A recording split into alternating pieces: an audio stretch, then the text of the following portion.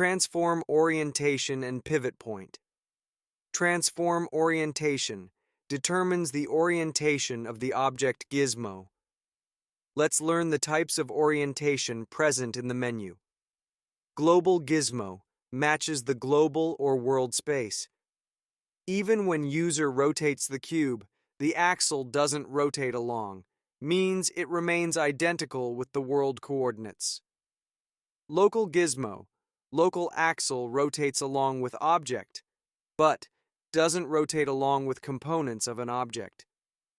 Normal gizmo rotates along with a component of an object. View gizmo will match the 3D viewport orientation. Custom orientation creates a new orientation gizmo from the chosen object or component. Let's demonstrate it. Here, two objects.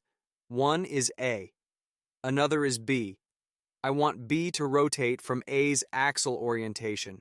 Select object A, create new gizmo. Name it A axle. Now select B, choose the new orientation, and manipulate from new active gizmo. Now you can see B is rotating from A's axle of orientation. Transform pivot, used for changing pivot point to manipulate an object or a group of components whenever needed. Bounding box pivot. Transformation takes place from bounding box point of selected objects in total. 3D cursor pivot, rotation, and scaling functions from the location of the 3D cursor. Individual origin functions from the local axis of an object. Median point, transformation takes place from an average point of location of selected objects in total. Active element functions from the active object's point of location.